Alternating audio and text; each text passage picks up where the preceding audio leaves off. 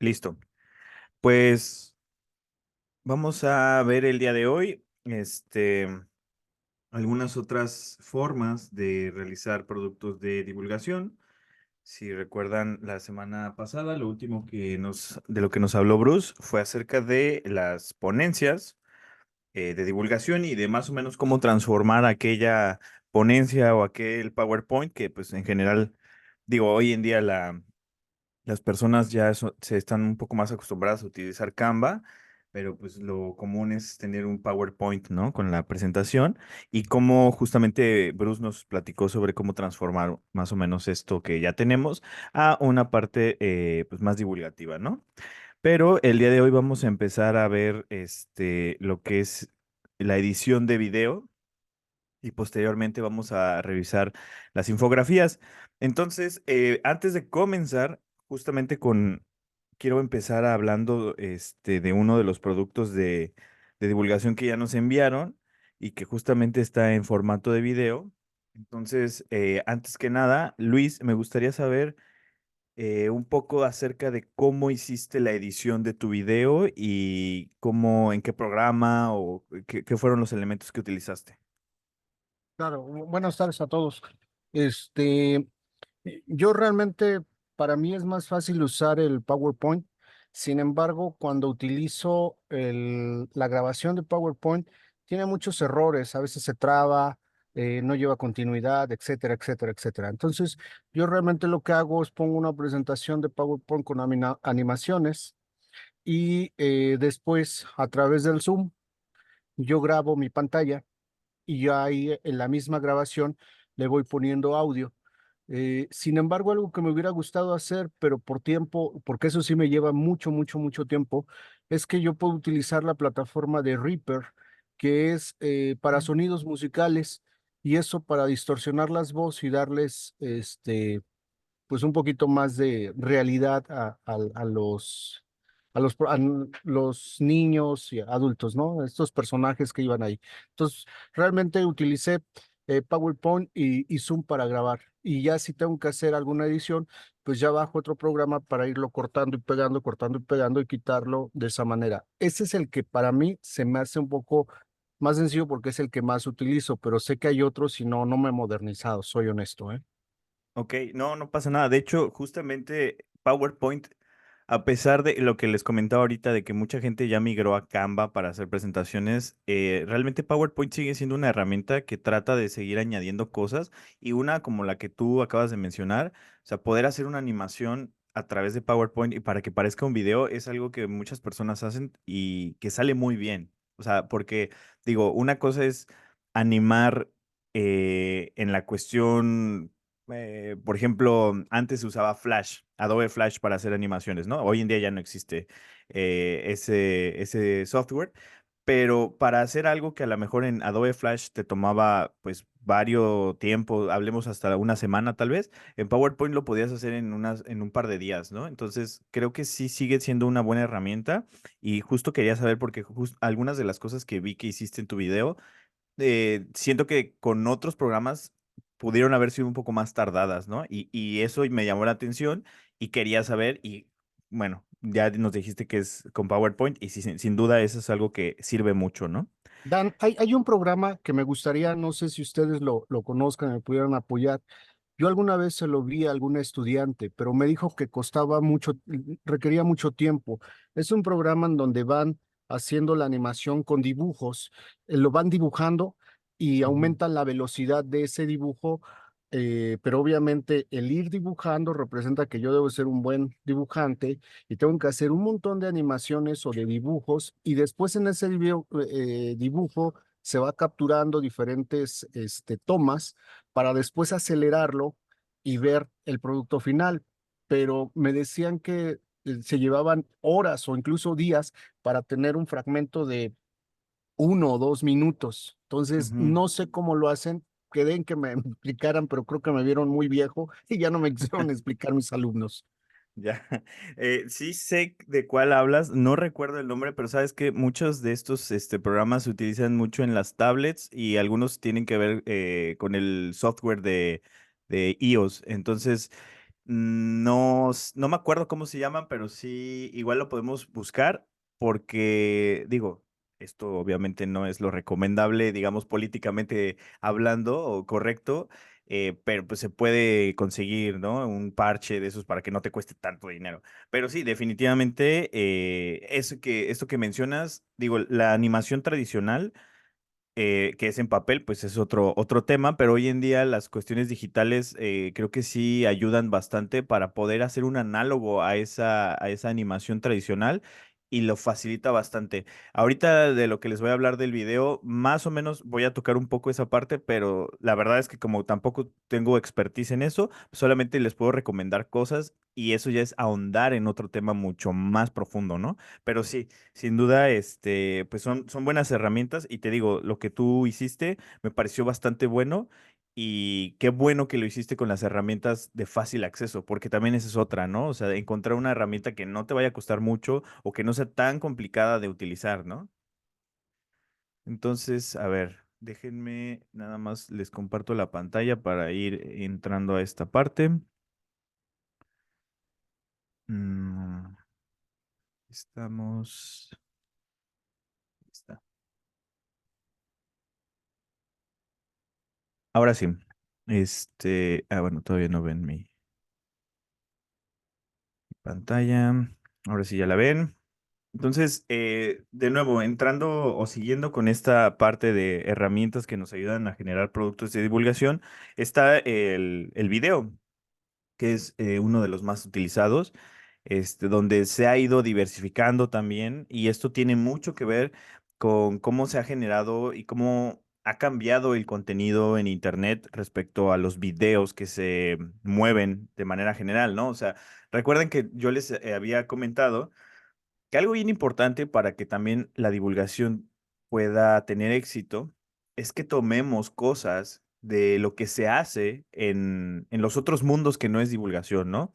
Si bien, por ejemplo, cuando les hablaba del stand-up científico, pues eso es el stand-up es algo que ya tiene varias décadas existiendo en inglés, pero que justo en los últimos años se ha adoptado en en nosotros las personas que hablamos español y aquí en México particularmente ya se está viendo mucho más. Entonces, ¿qué mejor que utilizar algo que ya existe y que a la gente le interesa para poder nosotros acoplarnos a esto y que les interese igualmente? Porque a final de cuentas, recordemos que lo que buscamos es que las personas se interesen por lo que les queremos contar, ¿no? Porque pues si no, para eso están las escuelas y esto no es la escuela. Entonces, justo el video, pues tiene mucho que ver con esta parte del cambio que ha habido en las redes sociales, en los videos que se han generado.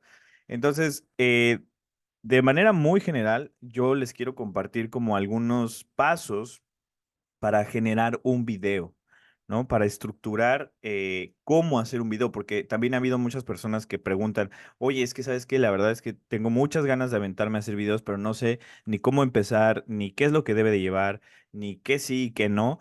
Y hay incluso personas que ya han hecho videos y que a lo mejor los hacen o muy largos o muy cortitos. Entonces, esto es una guía más o menos para que estructuremos un video y que partamos de ahí, ¿no? Y que empecemos a generar cosas. Y si se dan cuenta, estamos muy acostumbrados las personas en la academia a tener las cosas sistematizadas, ¿no? O sea, por algo los protocolos se estandarizan, ¿no? Entonces, ya que tienes un protocolo estandarizado, lo puedes replicar y puedes hacer repeticiones y lo puedes adoptar a otras técnicas o a otros temas, ¿no? De investigación.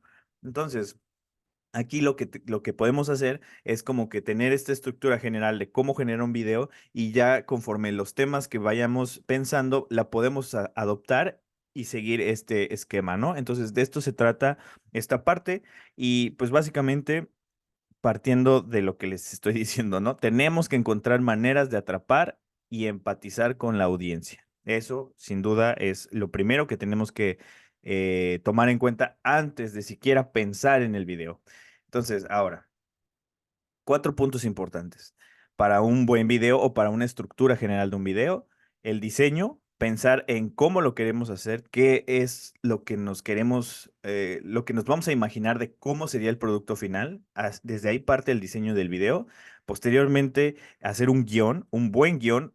justo para no estar divagando, para no irme en un tema muy profundo o para no ser así como muy pobre en lo que quiero abordar, ¿no? Entonces, un guión súper importante. Y ya después viene la cuestión de la grabación y la edición, que esas son las cosas que a veces toman mucho más tiempo, pues desarrollar o hacer mejor, ¿no? Pero bueno, aquí no queremos hacer una película, no queremos hacer una cinta muy producida. Lo que queremos es que sea algo claro y ya. Entonces, no tenemos que dar la grande producción, ¿no? Entonces, partiendo de esto, hablando, vamos a empezar con esto del diseño del video. Hay diferentes formatos. Entonces, ya ahora sí que es cuestión de ver con qué te sientes más cómodo o cómoda para hacer tus videos, ¿no? Uno de ellos es la voz en off, justamente como el video que tú hiciste, Luis, donde partes de imágenes de otros videos ya existentes o de dibujos y tú vas dando una narrativa. Tu rostro nunca aparece, ¿no? Simplemente tu voz o incluso puedes hasta modificar tu voz, ¿no? Como lo que nos comentabas ahorita, que precisamente esto de Reaper, digo, esto ya es de software de producción de música y de audio un poco más, pues un poco más compleja, pero algunos de los programas que ahorita les voy a comentar tienen la ventaja de que podemos hacer esta modificación del sonido para que la voz se haga o más aguda o más grave o distorsionada sin necesidad de pasarlo a través de un programa mucho más complejo, ¿no? Que como tú dijiste, es más tardado incluso. Entonces, bueno, aquí les digo, este formato es uno de los más socorridos de voz en off porque es partir de un buen guión, hacer una buena narrativa y enfocarte en que lo que estás diciendo tenga los énfasis necesarios para estos cambios y de ir a través de tu storytelling, ¿no? Entonces, esto les digo, esto es muy importante porque hay mucha gente que dice, es que a mí me da pena grabarme, ¿no? Porque hoy en día obviamente está lleno de gente que se graba, que sale su rostro y las personas piensan que a lo mejor esa es la única forma de hacer videos, pero claro que no, o sea, existe este otro formato. Y digo, por otro lado está el formato del videoblog, que a lo mejor esto ya también es algo muy viejo, porque justamente cuando empezamos con este curso, todavía el videoblog era de lo más actual, ¿no? O sea, creo que hoy en día el videoblog ya quedó en un segundo plano. Hoy en día son los Reels o los TikToks los que tienen mucho más auge, ¿no? Los videoblogs tenían un formato de entre 7 a 20 minutos, bastante largos, con bastante desarrollo. Y los videoblogs empezaron pues en esta cuestión del nacimiento y la evolución de YouTube y que evidentemente pues empezaron como entretenimiento, ¿no? Pero después hubo gente que hizo su contenido a partir de hecho. De hecho, mucha gente que hace divulgación en redes sociales comenzó en ese tipo de formatos, ¿no? De videoblogs. Y pues aquí hacían monólogos en primera persona, e incluso hasta había personajes, así como les digo que las personas de entretenimiento se ponían pelucas o disfraces o cosas así, así también lo hicieron las personas que empezaron a hacer divulgación científica a través de esto. Y lo que hoy tendríamos más similar al videoblog, pues, les digo, sería el Reel o el TikTok, donde en lo personal siento que también es un poco más sencillo porque pensar en una voz en off o en un video tipo voz en off es armar todo un escenario pues a partir de elementos, ya sean gráficos, imágenes, dibujos, etcétera, ¿no? Y en lo personal se me hace mucho más sencillo este video en primera persona porque básicamente es grabarte a ti diciendo tu guión y ya después completas con algunos elementos de audio o de imagen, ¿no? Pero bueno, de nuevo, esto depende de con lo que se sientan más cómodos o cómodas. Y pues básicamente es probarle, ¿no? O sea, yo también en algún momento intenté hacer videos de voz en off, pero justo sentía que me tardaba mucho más haciendo la edición. Entonces, por eso esto es lo que yo ocupo más. Y evidentemente está la otra parte de la animación, ¿no? Donde pues ya puedes hacer una, pues ahora sí, como les decía, ¿no? O sea, una animación a través de algún programa, o incluso he visto que hay gente que hace hasta stop motion, estas animaciones con figuras de plastilina, ¿no? Que estos son súper, mucho más tardadas, porque pues básicamente es tomar fotos con diferentes posiciones y mover estas figuras, pero incluso he visto gente que hace divulgación con ese tipo de técnicas, ¿no? Que esto ya les digo es meternos en una cosa pues, muchísimo más producida, pero que si tenemos el tiempo y queremos dedicarnos a ello, pues adelante, ¿no?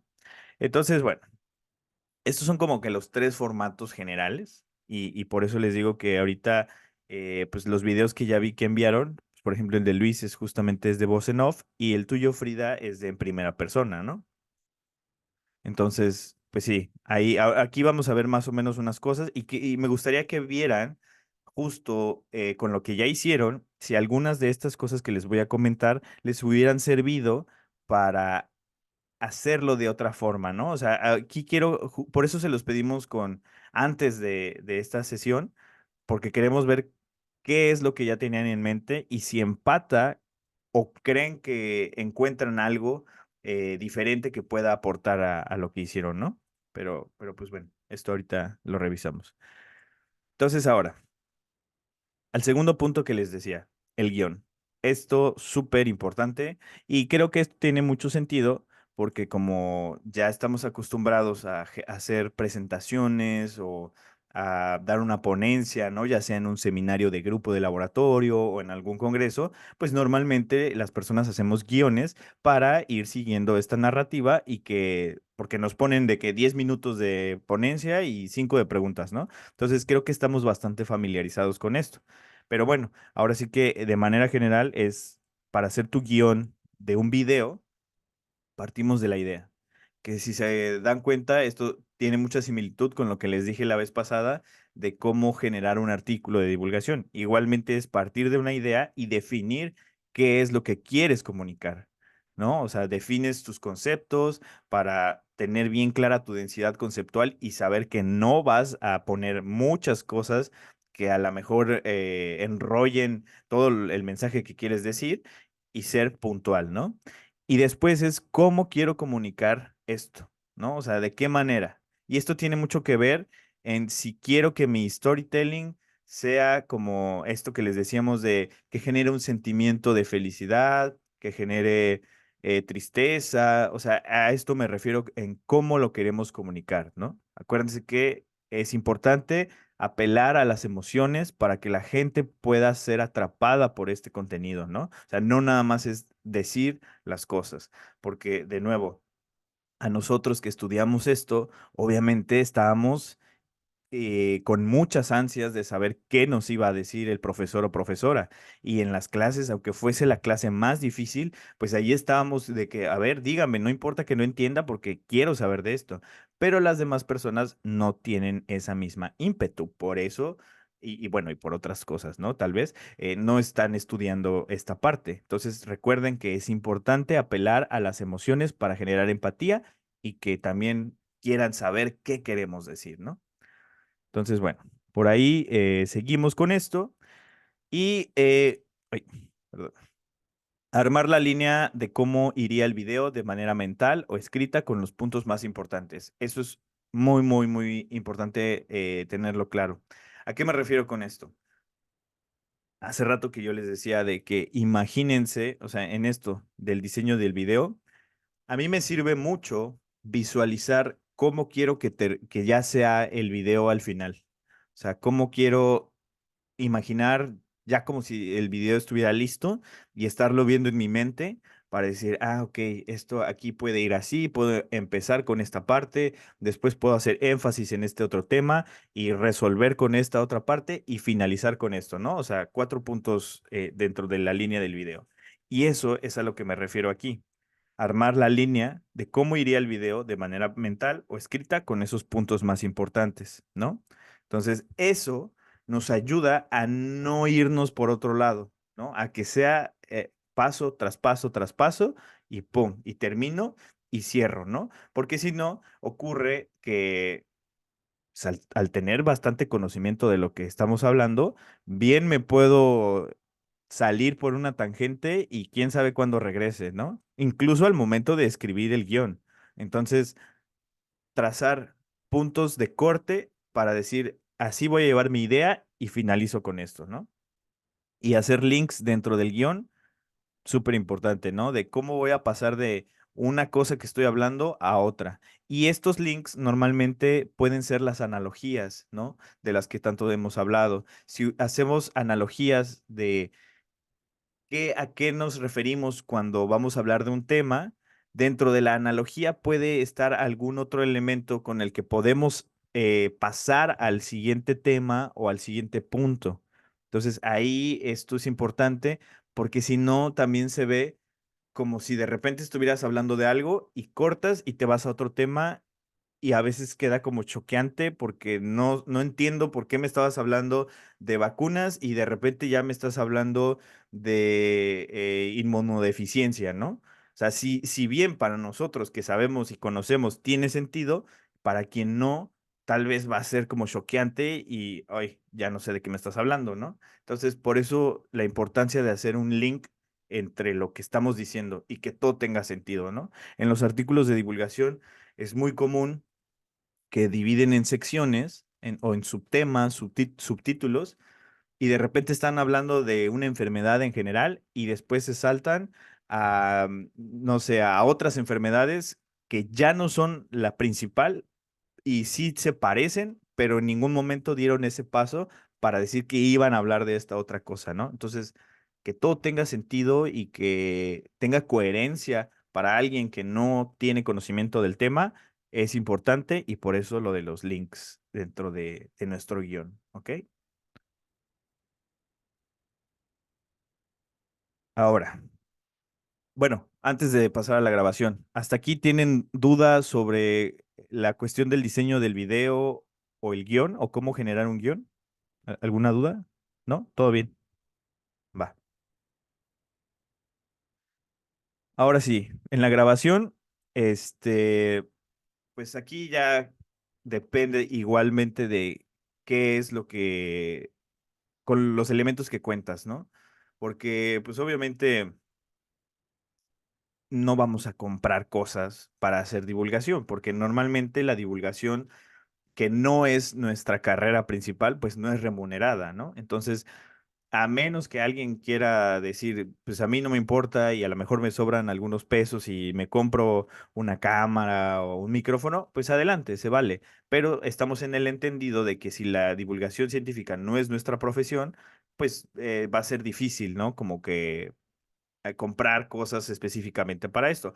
Y la verdad es que hoy en día los teléfonos, un teléfono de gama media ya tiene una muy buena calidad en las cámaras, ¿no? Estamos en un momento en el que pues mucha gente, incluso conozco personas que ya hacen trabajo de divulgación y que hacen videos y que ni siquiera tienen una cámara, lo hacen con su celular, porque los celulares, de nuevo, les digo, ¿no? O sea, ya tienen bastante calidad en las cámaras. Entonces, tú puedes usar tu teléfono o hay gente que sigue usando cámaras web, hay también cámaras web con un buen precio y con buena resolución, buena calidad. O puedes conseguirte estas cámaras semiprofesionales o profesionales, ¿no? Que pues, esto ya dependerá del gusto de las personas. Y algo bien importante, el audio, porque el audio es uno de los elementos primordiales para cualquier producto audiovisual. Porque si tienes una buena calidad de guión, de imagen, y de todo lo visual, pero tu audio no es bueno, a veces puede interferir. De hecho, aquí les digo, esto no es cine, pero mucha gente que habla de cine menciona que tanto la música como la calidad de los sonidos que están en la cinta tienen un gran peso, incluso hasta más del 50% en el éxito o en la calidad de la película, ¿no? Entonces, el audio sí es súper importante que lo puedan tener bien. Y si van a decidir hacer un video con su celular, pueden conseguirse uno de estos micrófonos lavaliers o de solapa, que en Steren salen como en 150 pesos y no duran para siempre, pero duran bastante tiempo. Yo compré uno hace como 4 años y recién se me echó a perder. Y de hecho se echó a perder porque lo doblaba mal, ¿no? No lo hacía con cuidado pero pues me duró 4 años para haber costado tan poquito. Entonces, eso es una recomendación que sí les hago, de manera activa, porque es bueno tener una buena calidad de audio, ¿no? Entonces, igual yo por eso tengo ahora sí que hasta un micrófono especial yo hago podcast, entonces es importante que la calidad del audio en el podcast esté buena, ¿no? Porque pues básicamente de eso se trata, de estar escuchando, aunque haya video, ¿no? Entonces, esto les digo de nuevo, depende de cada quien y de que si le queremos invertir más o menos, ¿no? Pero bueno. Ahora, Luis, adelante. Ahí tengo una duda respecto al audio. Bueno, al menos en música, que es a lo que algunos amigos luego me explican. Para subir un video de música se requiere un cierto valor, que son las unidades sonoras de audio, y estas unidades van aproximadamente de 13. ¿Para qué? Para que el que lo está escuchando lo escuche claro y que no sea un volumen muy elevado ni tampoco muy bajo. En el caso de este tipo de sonidos, ¿también es un valor semejante al que se utiliza para la música? Sí, pero es un poco más difícil ¿cómo se llama? De manipular esto, porque en la música tienes tracks o pistas de cada instrumento, de la voz, etcétera, ¿no? Entonces, justo estos valores se hacen para ecualizar todos los instrumentos, ¿no? Entonces, aquí como pues, solamente vamos a tener una pista de audio, difícilmente podemos a lo mejor manejar esto, y además esto entra en lo que te decía hace un rato, ¿no? De que pues ya es un procesamiento que requiere de otro tipo de conocimientos que a lo mejor no sería tan sencillo. La curva de aprendizaje, pues a lo mejor te tardas un rato en aprender eso y después ya lo haces sin Un buen, problemas, ¿no? claro. Pero para esto yo lo que les recomiendo es un servidor de Adobe que trabaja con inteligencia artificial, donde puedes subir un audio de 30 minutos máximo, y con la inteligencia artificial te lo mejora para que justo reduzca sonido ambiental y para que haga más clara la voz, ¿no? Y entonces, yo recomiendo mucho esto. Lo puedes pagar, la licencia, la verdad, no me parece muy buena idea pagarlo, porque sí creo que cuesta más de 1,000 pesos al año. Digo, tampoco es tanto, pero para lo mejor lo que lo vas a utilizar, con eso que te deja gratis de subir 30 minutos al día, me parece suficiente, ¿no? Para videos cortos. Entonces, les voy a mandar el link porque Justo lo que te iba a preguntar. sí, es una muy buena herramienta. Entonces, te mejora esta parte del audio y con eso creo que lo tienes, pero sinceramente, con que grabes con un lavalier el Ujú. audio, ya te da muy buena calidad, porque te aísla al menos el sonido y te lo hace un poco más nítido. Entonces, digo, esto es para no meternos en cosas un poco más complejas, pero si sí lo quieren hacer, adelante, ¿no? O sea, yo creo que entre mejor calidad se le dé, pues va a estar mejor. De hecho, algo que también aprendí es que cuando uno graba por Zoom, justo en la configuración de audio, hasta en la parte de perfil de audio aparece sonido original para músicos, y ese, si se activa, reduce el ruido del entorno y mejora la distancia del sonido del micrófono para que sea homogéneo. Entonces, esa es otra cosa que también la utilizo de vez en cuando.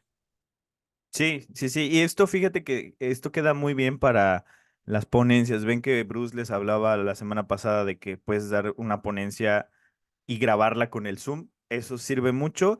Sin embargo, aquí en esta cuestión de los videos, ahora sí que yo lo estoy haciendo un poco más por partes, ¿no? O sea, yo no acostumbro a hacer videos a través de Zoom, más bien grabo por partes. De hecho, grabo una pista de video y una pista de audio por separado. Yo tengo una cámara de fotografías que tiene también para video, y grabo normalmente con la cámara, pero con mi celular grabo el audio con un lavalier.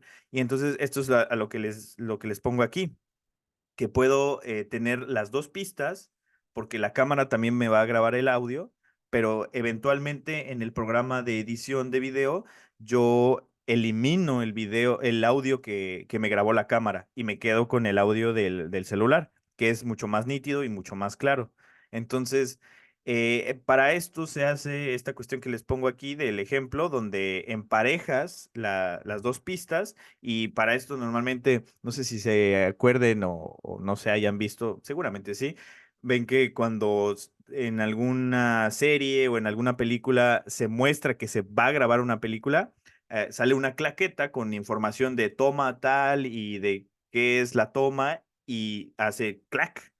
Entonces, esa claqueta, además de la información que tiene para las pistas en la cuestión cinematográfica, el claquetazo sirve para que sea un pico de sonido elevado y que nosotros podamos igualar estas pistas de manera más precisa, ¿no? Entonces, lo que yo hago normalmente es que como me estoy grabando con la cámara y también con el celular, doy un aplauso para que ese aplauso sea un pico de sonido elevado y al momento en el que yo ya estoy editando el video, vea ese pico en parejo y ya de ahí no tengo problemas, ¿no? Entonces, eso es una de las cosas que se puede hacer si quieren hacer esta cuestión. Creo que es mucho más sencillo también, pues, grabar directamente con el celular, ¿no? O sea, conectas el micrófono al celular y pues te graba tu video y pues al mismo tiempo tu audio, ¿no? Pero pues eso ya, les digo, depende del gusto de cada quien. Entonces, bueno. La estructura básica de lo que puede ser un video es muy similar a lo que ya hemos comentado, donde puedes empezar con un saludo, pero la verdad es que yo recomiendo saltarse esta parte. Normalmente sirve mucho más empezar con el punto número 2, que es el ¿sabías qué? Que si bien aquí está como explícito un ¿sabías qué? A esto se le llama frase gancho, que igualmente ya lo vimos en las clases anteriores. Esta frase gancho justo sirve para los formatos nuevos, donde los estudios ahí, digo, y estudios entre comillas, porque no ha habido cosas tan contundentes, pero más bien las estadísticas de muchas personas que se encuentran en redes sociales han informado que la gente tiene un par de segundos para ver si te atrapó lo que le dijiste y si no, escrolea, ¿no? Entonces, digo, esto no está tan bien. O sea, yo quiero decirles que realmente esto, pues no es tan bueno, que la retención ya sea tan corta, pero eso es lo que está sucediendo, ¿no? Y de nuevo, si queremos tener este formato de, bueno, quiero hacer unos reels, unos TikToks, pues hay que entrar en este mismo juego, ¿no? Esto del saludo justamente era para la estructura de un videoblog. Ahora sí que hace algunos años era mucho más tranquilo cómo armabas tu video y de hecho mucho más lento. Yo puedo ver ahora mis videos que tengo de hace 6 años y eran muy lentas las formas en las que hablaba y en la que abordaba las cosas, ¿no? Hoy en día es mucho más rápido. Entonces, recomendación en caso de que quieran entrar a la cuestión de Reels o TikToks, empiecen con la frase gancho, con algo impactante, ¿no? Porque eso es lo que puede hacer que la gente se quede. Uno de mis TikToks más vistos, ahorita va como por 11,000 reproducciones. Empiezo con mi frase gancho diciendo, la carne de pastor está contaminada. Y eso es, y con una exageración, mi forma en la que lo digo como si realmente lo pensara, lo creyera y como si estuviera preocupado. Y ya después de eso abordo el tema y digo, no, a ver, esto no es cierto, ¿no? Y empiezo a platicar de qué va y de dónde saqué esta premisa. Pero justamente creo que una de las cosas que sirvió mucho fue decir eso, ¿no? Del tan impactante la frase gancho. Entonces, eso es una muy buena recomendación. Y pues ya meterle estos elementos extras, ¿no? O sea, dentro de un video, incluso aunque estés en primera persona, puede haber momentos en los que haya voz en off, que haya efecto sorpresa. Hoy en día también es muy común hacer transiciones de una imagen a otra, aunque sigas siendo tú en primera persona. Y efectitos de sonido. los programas como CapCut tienen ya ahí que sonido de campanas o de aplausos o de emoción o cosas diversas, ¿no? Esto ya va a hacer meternos y sentarnos en el programa de edición de video y ahora sí que estarle probando, pero todo debe ir pensando en, ¿qué es lo que puede ser atractivo, ¿no? ¿Qué es lo que me gustaría a mí ver? Eso también es un buen tip. Los videos que yo empecé a hacer, los hacía pensando en cómo me gustaría a mí ver un video en YouTube, ¿no? Yo consumía mucho YouTube en español en ese entonces y había muchos videoblogs y cosas así. Entonces yo pensaba como, pues es que a mí me entretiene esto y a mí me gustaría ver un video con ahora sí que en este sentido, pero que me hablara de una cosa científica, ¿no? Entonces, esto es muy, muy importante, que recordemos qué es lo que nos gusta, ¿no? Entonces, por ejemplo, a ver, vamos a preguntar, Emil, ¿estás por ahí? Sí. Emil, ¿tú consumes algún tipo de contenido, en YouTube o en redes sociales? Oh, me paro, a veces me canso. Ya yo, realmente ya, yo dejé de consumir televisión hace Ujú, bastante tiempo. Solamente ya, la mayoría de mis cosas de entretenimiento es por YouTube. O sea, consumo ujú. bastante YouTube y bueno, y el resto de redes sociales.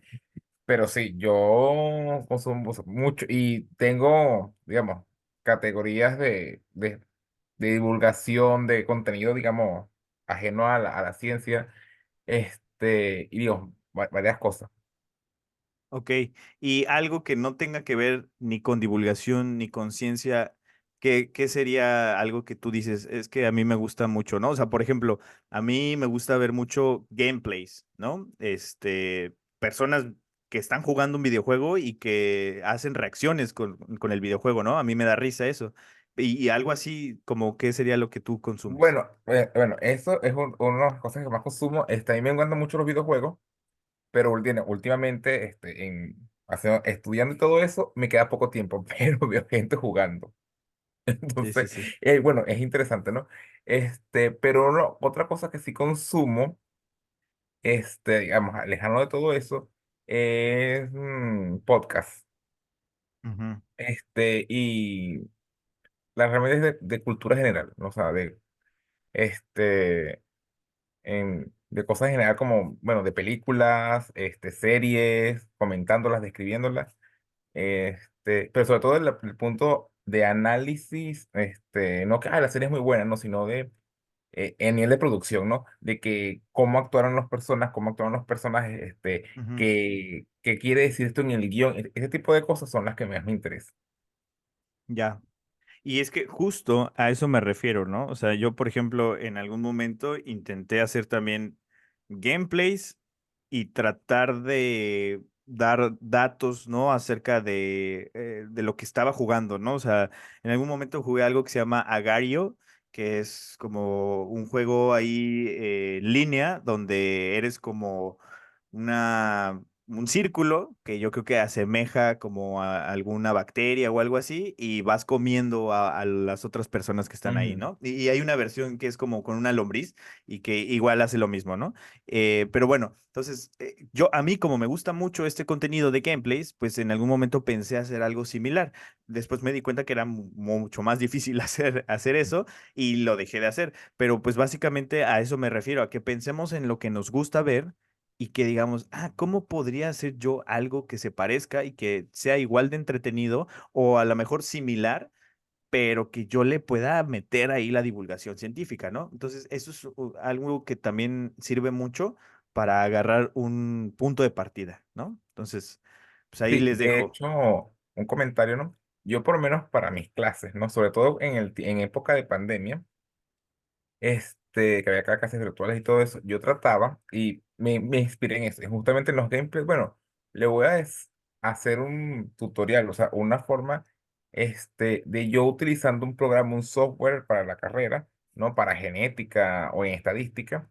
Y vi, bueno, esto es difícil. Y segundo, vi que no me gustaba. O sea, yo dije, ya, o sea, yo lo puedo ver, pero ya el hecho de hacer, yo dije, esto no es para mí, eso de yo de estar explicando mientras voy haciendo algo, vi que al final no me resultó muy bien, o sea, yo lo hacía, digamos, por la materia, pero dije, no, o sea, no me gusta mucho porque es complicado, o sea, dije, bueno, yo pensé que era más fácil, no, no es tan fácil, entonces, ¿qué decidí yo? Por supuesto, hacer unas guías para mandarle a mis estudiantes, pero preferí más bien es, en mis otras clases, ya darlas con ejemplos y si ustedes dicen, y los llama, si ustedes lo hacen en el programa, les tiene que dar más o menos algo así parecido, y tal. Y vamos comentando, pero no, eso de, bueno, ay no, porque uno tiene que, hay una cosa que te gusten, pero después ya tú Ujú. al realizarlo, no me vi, no me Sí. interesó tanto, o sea, no me gustó tanto por, digamos, el nivel que tenía que tener. Entonces, eso es una cosa también que hay que tener claro y consciente de que lo que a mí me gusta, o sea, como, bueno, lo que yo consumo, y bueno, yo puedo intentar, entonces también es esto, ¿no? De como, más o menos la idea que tú vas llevando, de ir probando con cosas, ¿no? ¿Qué es lo que tú vas consumiendo y Ujú. cómo te gustaría? Porque esa frase me gustó, que uno tiene que producir lo que le gustaría ver, o sea, no, y eso, de hecho, es así lo que he hecho con mis clases, ¿no? Yo doy mis clases como me gustaría que me las hubiesen dado, un poco más Ujú. dinámicas, más digamos, con ejemplos de cultura popular y más que no tan cuadradas y rígidas. Sí, sí, sí, justamente.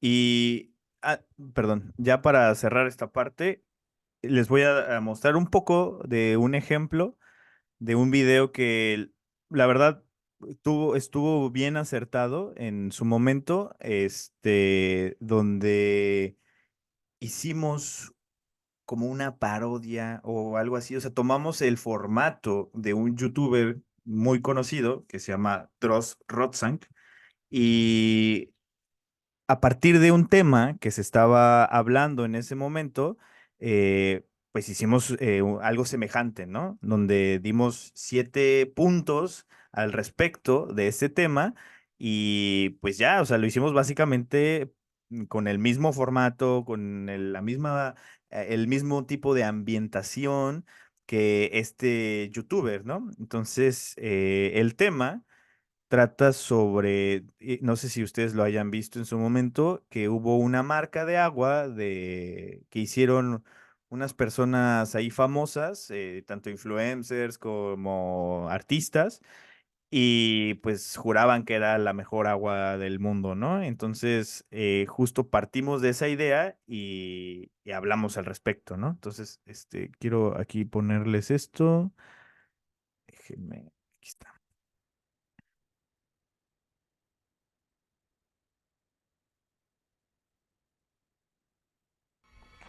7 cosas que no tienen sentido con Juanpa y su agua.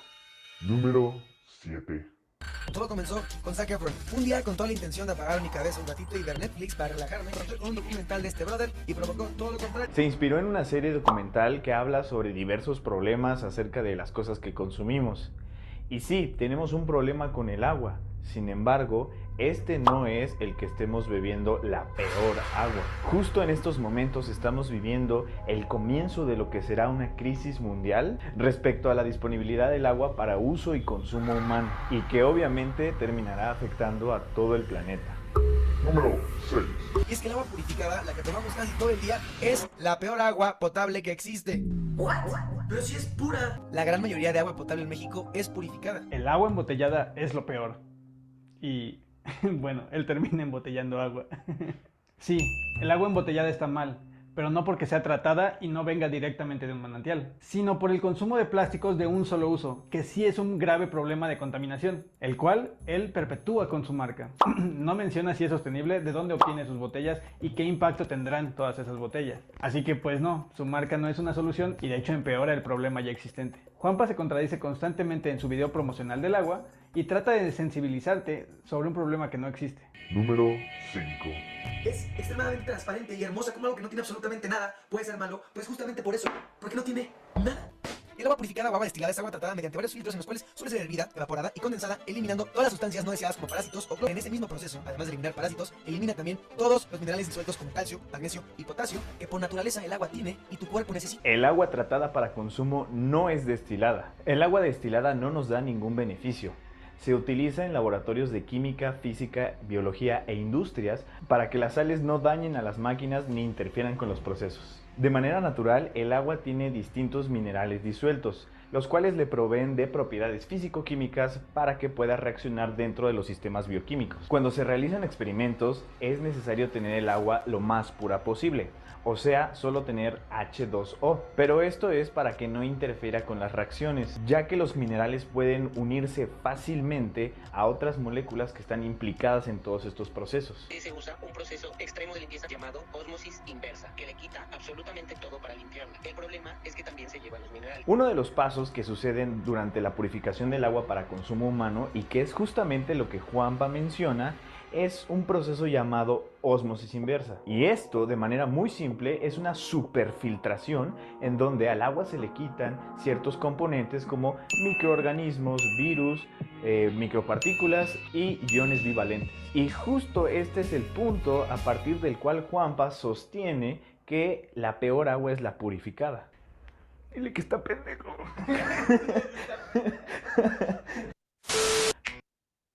Bueno, ya.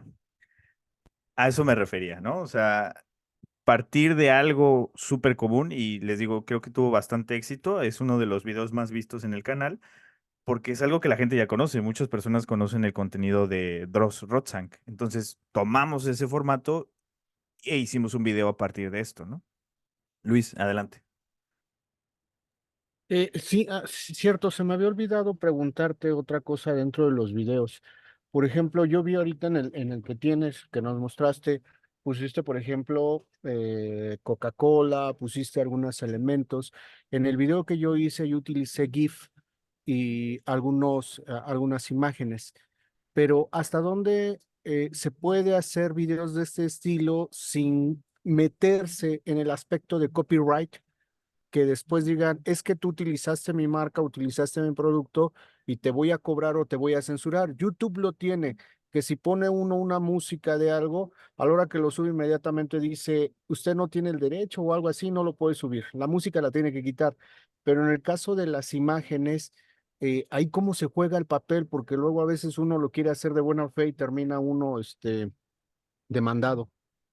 Sí, bueno, si se dieron cuenta, todo esto viene de un documental que está en Netflix y de un video que hizo este sujeto Juan Pazurita. Cada vez que yo muestro imágenes sobre el video o el documental, están al revés y tienen muchos filtros. Esto para evitar que sea reconocido como que yo estoy tomando su obra y que voy a monetizar o a lucrar a través de esto. Sin embargo, las políticas de YouTube, particularmente de TikTok y de Instagram y Facebook, son diferentes, pero en YouTube, si tú haces contenido educativo, que a final de cuentas la divulgación es educativa, pero si tú hacia donde te diriges es a educación, está permitido tomar cosas que puedan ejemplificar esto, ¿no? Sin embargo, esto ya sería en un momento en el que tú monetices, ¿no? En tu canal,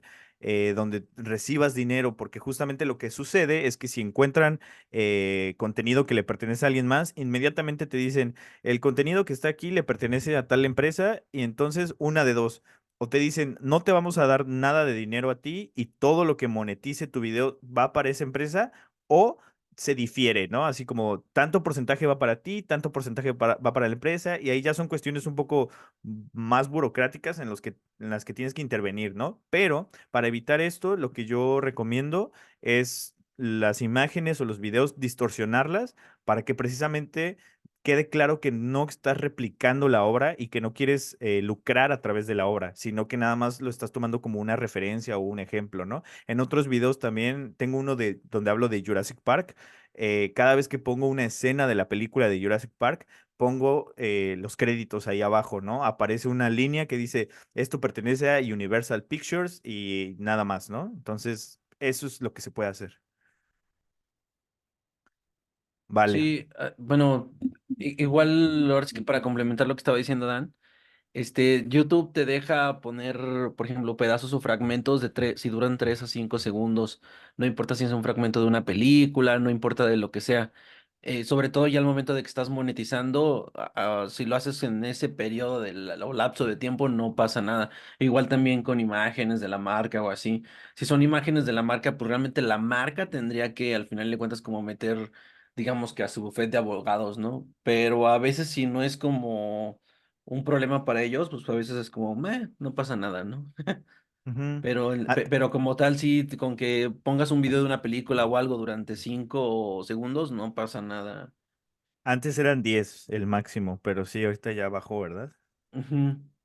Igual también en música, sí te deja poner música, pero de todas maneras te dice, es que la música es de fulanito, ¿quieres compartir los créditos? Y pues le pones que sí, y ya puedes darle, o bueno, parte de la monetización se la das también al dueño de la música, y ya no hay problema, como por así decirlo, y tu video puede seguir monetizando, ¿no? Ya Ujú, dependerá de si quieres repartir el pastel, como dijeron por ahí. ujú. Así es. Y bueno, con esto terminamos la parte de videos y pasamos a la parte de infografías. Adelante, Alma. Hola, ¿sí me escuchan bien? Sí. Sí, ok, perfecto. Pues bueno, vamos a pasar a esta parte de las infografías. Vamos a retomar ya algunas cuestiones que nos mencionó Dan, como esta parte de la estructuración y de la creación del guión, y lo vamos a retomar nuevamente en las infografías, porque de esta manera pues podemos representar la información de una manera más sencilla y también de una manera bastante visual, que es básicamente lo que es una infografía. Entonces, para estas representaciones visuales nos vamos a estar apoyando de diferentes herramientas como imágenes, iconos, texto además, también gráficas y diagramas. Pero ¿cuál es la finalidad de la infografía? Pues básicamente nos va a ayudar a hacer todo un resumen del tema, del mensaje o del concepto que nosotros queremos pues divulgar para que se pueda entender de una manera accesible. Entonces, si lo conjuntamos con todo lo que ya vimos de la densidad conceptual, la construcción de nuestro público, la traducción de los tecnicismos, el por qué se tiene que hacer de esa manera y si ya sabemos que va a ser educación formal, no formal e informal, o si ya sabemos que lo vamos a definir para divulgación o para difusión, pues bueno, toda la infografía nos va a ayudar como que a que la estructura todavía sea incluso más sencilla, dependiendo pues de cómo la vayamos a hacer. Ahora sí que también como para videos, para infografías, o sea, para absolutamente todos nuestros productos de divulgación, pues tenemos que empezar a despertar esta parte de la creatividad, de empezar a explorar, a experimentar y pues ver qué onda, ¿no? Con todo lo que tenemos a nuestro alrededor para que las infografías pues también sean llamativas. La que sigue, por favor. Entonces, pues esta herramienta va a ser súper valiosa para la comunicación, sobre todo visual. Por ejemplo, creo que ya lo habíamos dicho anteriormente, de que, por ejemplo, si hacemos videos, como que es muy importante que en los primeros 3 segundos retengas a tu público. En la infografía va a ser algo similar porque dependiendo de qué tan llamativa sea, qué tan armoniosa sea la estructura, los colores, si es atractiva estéticamente, también vas a atraer la atención de tu público o si está muy cargada, si está muy plana, si tiene demasiado texto, pues simplemente la gente va a decir, ay no, demasiado para leer y puede seguir, ¿no? Entonces nuestra infografía también la tenemos que adecuar al público que nosotros queramos y si lo hacemos de esta manera, entonces va a ser una herramienta súper valiosa para nosotros. Entonces, pues hay que decir que cuando son visualmente únicas y creativas, van a captar y retener al máximo nuestra atención. Entonces, pues esto nos ayuda a contribuir a que podamos también entender y recordar el contenido. ¿Por qué? Porque nuevamente volvemos a esta parte de que es algo significativo. Es decir, yo no busco aprender, pero vi una infografía que tiene colores que me llaman la atención, que tiene imágenes que me dan curiosidad y de repente un título demasiado llamativo que digo, ok, ¿qué es esto? Y aparte nada más tiene 3 parrafitos, es como, ok, me voy a quedar a leerlo porque no me va a quitar más de 10 segundos.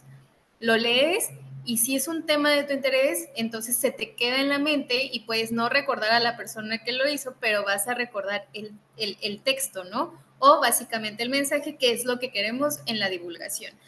Y además es importante decir que cuando nosotros empezamos a construir como nuestro estilo en cuanto a nuestra divulgación, pues bueno, a veces son tan identitarias que pues no podemos dejar como esa huella, ¿no? O tener cierta estructura, utilizar ciertas imágenes, ciertos caracteres dentro de la infografía, pues puede permitirnos decir, esa infografía es de esa persona, estoy casi seguro. Entonces también es como que una manera en la que nosotros podemos ir desarrollando como el estilo que queremos darle a la divulgación. La que sigue, por favor.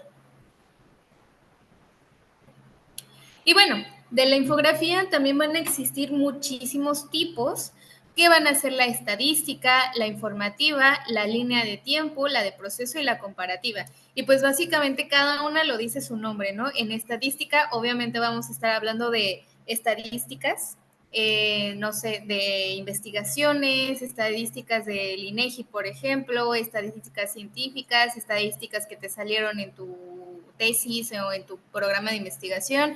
En la informativa meramente nos vamos a basar en cómo va a ser la construcción de un tema que tú quieres dar a conocer en ese momento. En la línea de tiempo, pues obviamente vamos a trabajar, por ejemplo, ¿cómo se llama?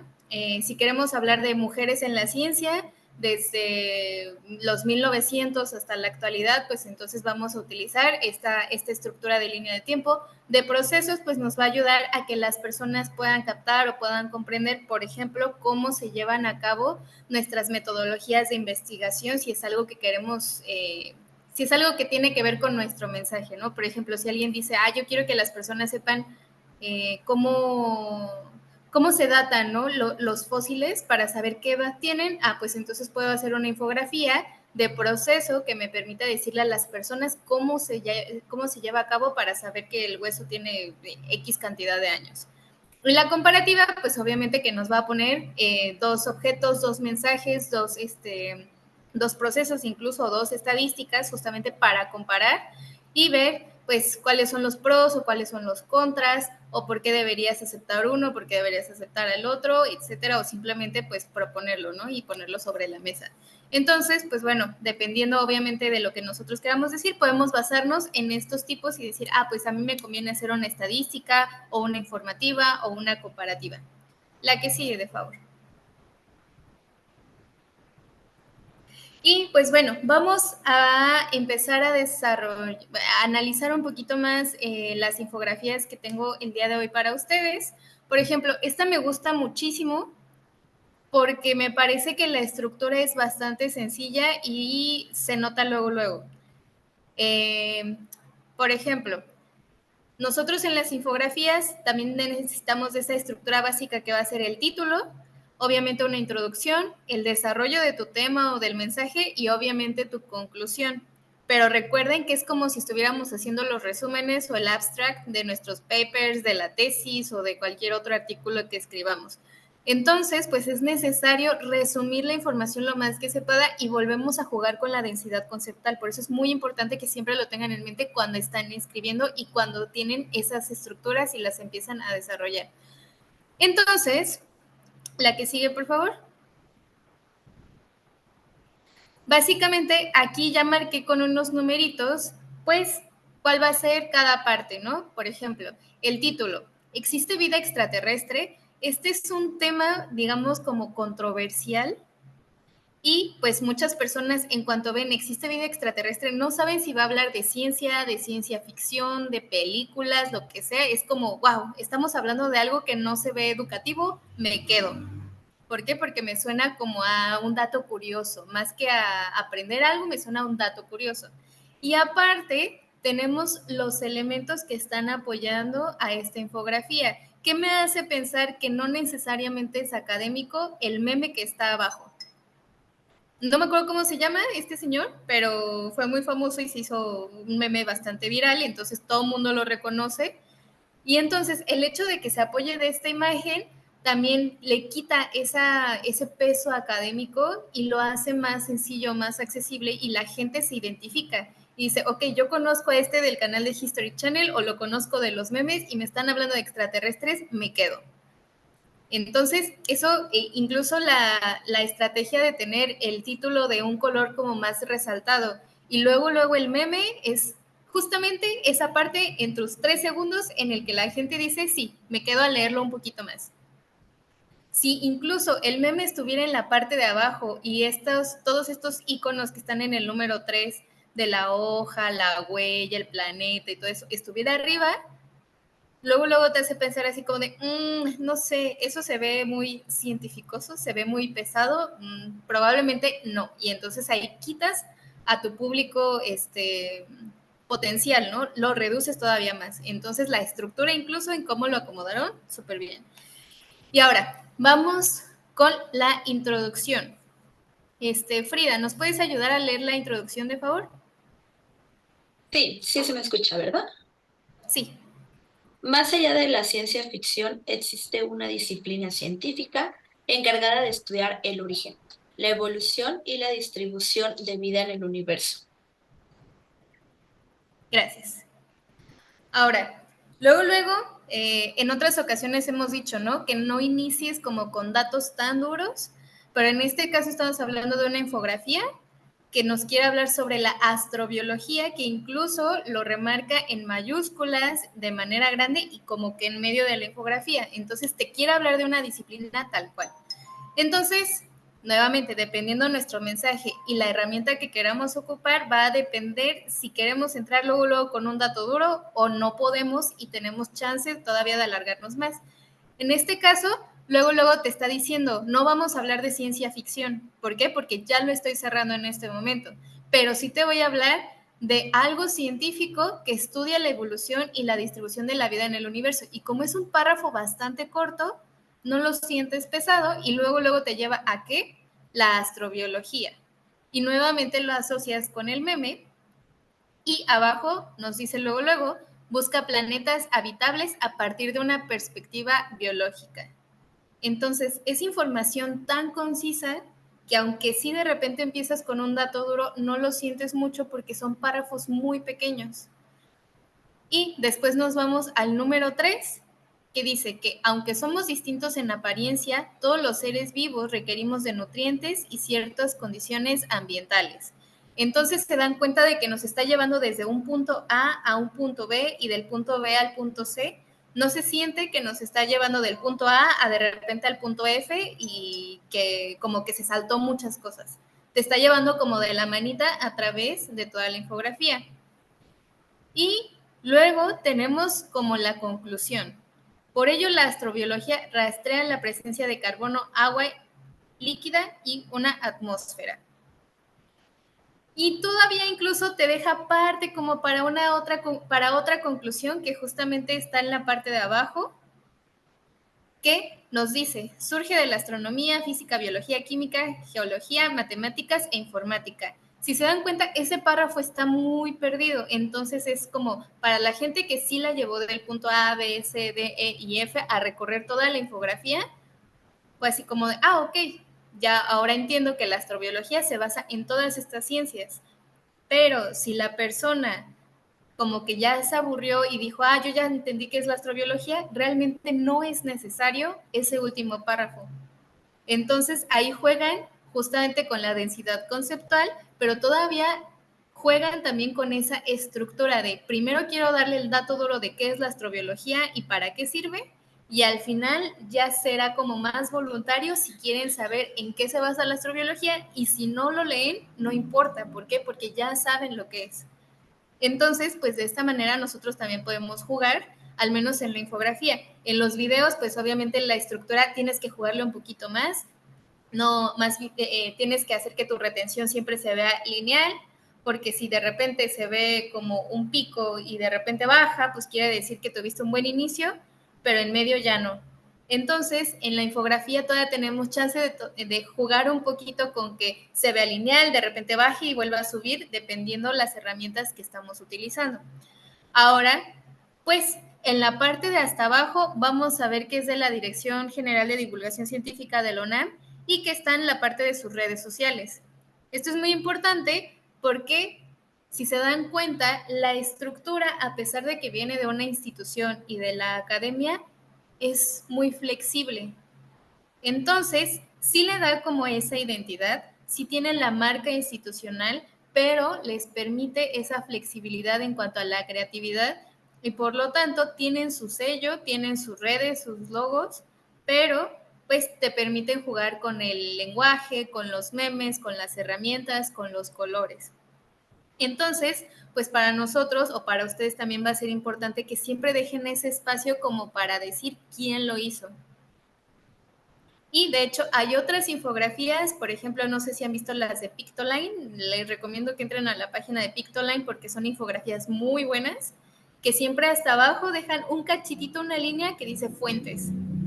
Entonces hay personas que incluso dejan esa línea como para darle todavía más rigurosidad, pero aunque en la parte de abajo esté esta parte académica o esta parte institucional de la imagen, toda la parte de arriba pues tiene otro trasfondo y entonces no le hace sentir a la gente que está leyendo, no sé, una infografía de gobierno, que seguramente las han visto y que son muy rígidas, muy estructuradas y aunque algunas son muy bonitas, otras como que no funcionan mucho en la comunicación. ¿Por qué? Porque luego te hacen saber que es de gobierno y la gente, ¿qué es lo que hace? Ah, es gobierno, no quiero saber nada del gobierno. Y se va, ¿no? Aunque sea información muy importante, no lo hace. Entonces, por eso me gusta que veamos justamente esta infografía porque se me hace bastante corta, muy concisa y tiene un tema muy específico. Y lo que también me gusta es que el público al que se dirige es muy amplio, es muy general. ¿Por qué? Porque a varios de nosotros, no sé, les da curiosidad la vida extraterrestre, pero cuando leen astrobiología también, ¿no? Es como, ok, esas dos cosas están resaltadas, entonces quiero quedarme a ver. O incluso la parte del meme también atrae a otras personas que no necesariamente quieren ver qué onda con la vida extraterrestre ni con la astrobiología, pero como es un meme, pues bueno, me quedo, igual y dice algo gracioso o igual y no, pero pues ya lo leyó, ¿no? O al menos ya leyó el primer párrafo. Entonces, utilizamos distintas herramientas que es como que la gente solita se quede a leernos, que es lo que queremos con la infografía. Y además, también la base es muy sencilla, es toda de color negro, pero si prestamos atención son imágenes que sacan de la plataforma de la NASA, del Hubble, entonces pues vemos varias, ¿cómo se llama? Varias estrellas, varios planetas, entonces es muy ad hoc, o sea, está en el fondo sí, pero de todas maneras queda bastante de acuerdo con el tema y pues bueno, los otros elementos permiten que justamente vayamos haciendo esto en zigzag durante la infografía y que no se sienta solo el texto, sino que esté acompañado de estas pequeñas herramientas que también nos van dando idea de qué es lo que vamos a ver o qué nos va a decir. ¿Va? La que sigue, por favor. Y bueno, pues también tenemos que desentrañar qué es lo que va a tener que llevar una infografía o a qué le tenemos que poner atención cuando queramos hacer una. Ahorita ya vimos, ya analizamos más a fondo la infografía de la vida extraterrestre, pero hay que poner atención que tiene una tipografía, que tiene paleta de colores, que tiene los elementos y aparte la información. Y al menos esas 4 son la estructura base, más allá de tu información y de que tu título, la introducción, desarrollo, también tienes que ver la estructura en cuanto al diseño. Y entonces vamos a ver estos 4 factores muy importantes para la creación. De hecho, no sé si está Ulises, pero creo que no. Pero bueno, Ulises tiene un proyecto de divulgación que se llama Biociencia Wild, si no mal recuerdo, y él tiene infografías muy buenas, entonces él le mete mucho a esta parte del diseño, entonces también les recomiendo que entren a sus redes para que puedan ver más o menos cómo van jugando, y de hecho ya las tiene tan bien estructuradas que luego se nota que es de su proyecto, o sea, las infografías, a pesar de que cambie colores o de repente tipografía o algo así, tiene como una estructura base muy característica ya de su proyecto, entonces pues para eso, para llegar a ese punto, pues tenemos nuevamente que ensayar mucho y ver qué es lo que nos gusta, qué no nos gusta y sobre todo, cuál va a ser nuestro público. La que sigue, por favor. Entonces, una vez teniendo esta parte de la tipografía, paleta de colores, elementos e información, pues ¿para qué nos va a ayudar el hacer una infografía? La primera es que nos va a ofrecer un rápido resumen sobre un tema, como el decirlo de la astrobiología, ¿no? También nos puede ayudar a explicar un proceso que es bastante complejo, como les decía, ¿no? La datación de un registro fósil. También nos va a ayudar, y esto es muy importante para quien se dedica a investigación y que requiere que su trabajo se dé a conocer, pues presentar los resultados de una investigación o también los datos de alguna encuesta. También nos va a ayudar a resumir una publicación larga o informes, de hecho para eso se utilizan demasiado las infografías, y también para contrastar o comparar diferentes opciones, pero también nos ayuda sobre todo, y esto es muy importante para cuando queremos hacer divulgación científica, es crear conciencia acerca de una causa o de un problema. Entonces, si nuestro tema lo permite y lo que nosotros queremos hacer es que la ciudadanía como que ponga manos a la obra, siempre hay que cerrar nuestras infografías también con un llamado a la acción. O nuestros videos, o nuestro artículo, o lo que sea que vayamos a hacer de producto de divulgación, si nosotros queremos que la ciudadanía ponga manos a la obra, siempre tenemos que cerrar con un llamado a la acción. Esto va a ser muy importante porque justo van a seguir buscando más y más y más interactuar con el contenido que tú estás ofreciendo para aprender. ¿Por qué? Porque tú los estás invitando. Al contrario, si lo que quieres nada más es explicarle un tema como la cuestión de la astrobiología, pues entonces te puedes permitir dar los datos como más rígidos, más duros, explicar o dar el resumen de qué es esta ciencia y hasta ahí lo dejas. ¿Por qué? Porque en ese momento no quieres que la gente como que ponga manos a la acción, sino más bien quieres que se entere de que existe esa cosa. Entonces, así va a estar, ¿no? Ahora, no sé si ya se dieron una vuelta por el manual que les mandamos. ¿Sí? Bueno, algunos los ve así como de, ¿cuál manual? Pero voy a confiar en ustedes. Pero para quien no lo haya hecho, si no lo han hecho, dense una vuelta por el manual porque justamente hay un apartado en donde van a tener acceso a distintas plataformas y herramientas que nos van a dar ideas de tipografías, de las paletas de colores, e incluso hay una que ya te da paletas de colores específicas o te dice el círculo cromático y entonces te ayuda a ver qué combinaciones son buenas. También hay páginas para bajar recursos de distintos elementos como vectores, imágenes, videos, fotografías, y que la mayoría son de uso libre, entonces no tienes que pagar por ellas. Y pues de información, eso ya dependerá de ustedes. Pero los otros tres pueden checarlo en el manual, ya tienen diferentes plataformas ahí para que ustedes puedan estarlas revisando y de todas maneras, si ustedes tienen alguna otra que conozcan y que quieran compartir y que no la tengamos ahí en el manual, pues con gusto la pueden mandar a la página, al grupo, para que pues todos tengan acceso como a esa información. Por eso es importante también retroalimentarnos entre nosotros mismos, porque cada día aprendemos algo nuevo y pues siempre podemos estar en ese proceso de, ¿cómo se llama? De formación y de educación. La que sigue, por favor, Dan. Ahora, aquí les presento 3 infografías distintas. Algo que nos dice como una especie de regla es que no juegues tanto con las tipografías y que la tipografía siempre trate de ser bastante legible y que utilices un máximo de 3 en una infografía para que no se vea como un ruido visual.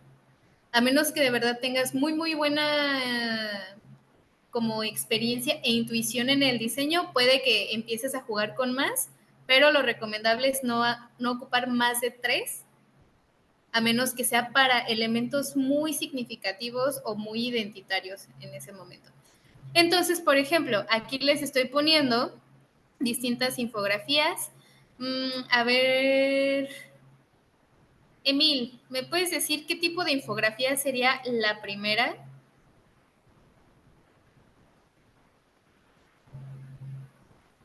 Ok. La de cuáles son las fuentes de contaminación del aire. Bueno,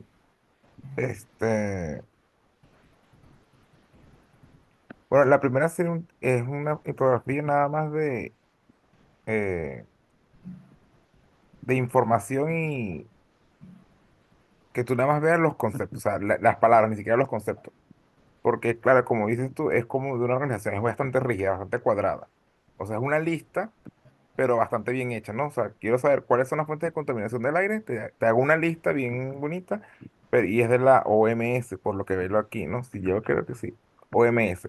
Entonces, como una cosa de una institución formal, es más, porque mantiene todo, digamos, todo cuadrado, todo con una fuente también bastante cuadrada, pero bueno, alegórica, que quiero hacer una lista y de forma más dinámica. Ok, muy bien, perfecto.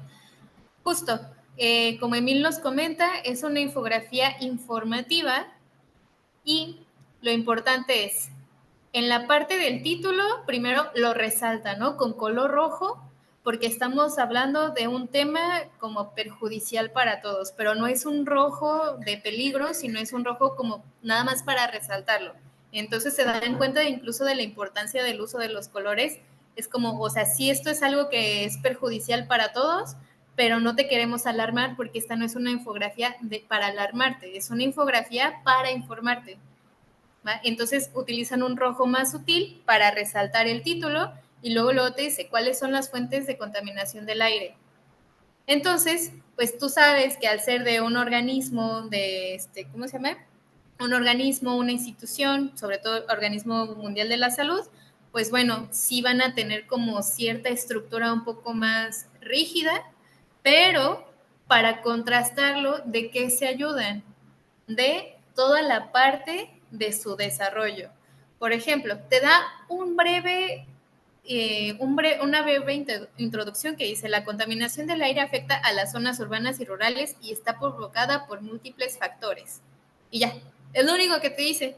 No te está poniendo así como que un choro mareador, no te está poniendo un parrafote inmenso, no, solo te dice esa parte y te lleva del punto A al punto B, que son todas las imágenes. Y entonces, como decía Emil, es como una especie de lista, pero no te lo presenta así lineal. ¿Qué hicieron? Pues bueno, vamos a crear un paisaje en donde vamos a poner todos los elementos y les vamos a poner el nombre para que sí, es una lista, pero va a ser más dinámica, va a ser más llamativa y entonces las personas van a decir, ah, sí, prácticas agrícolas, gestión de desechos y están las llantas así quemándose. Entonces, esta parte de los elementos que pusieron en el fondo para ilustrar ese listado nos da más dinamismo, nos da atracción visual y además nos ayudan a reflejar un poquito mejor o entender el concepto de cuáles son las fuentes de contaminación del aire. Porque, por ejemplo, uno pensaría, ah, pues las llantas quemadas contaminan el aire, pero ¿cuál sería la manera correcta de llamarlo? Gestión de desechos. Y entonces ahí conjuntamos los dos elementos en uno solo, que es simplemente poner la imagen el título y su ejemplo. Y entonces como que todavía nos queda más claro todavía. Y después cierra con una pequeña conclusión. Los países no pueden hacer frente a la contaminación del aire por sí solos. Es un problema mundial que debemos combatir todos juntos. Entonces no te dice que tú estás haciendo algo mal, no te dice si lo estás haciendo bien, solo te dice, es un problema que nos afecta a todos y todos tenemos que hacer algo al respecto. Entonces, ¿qué está haciendo? Está cerrando con un llamado a la acción.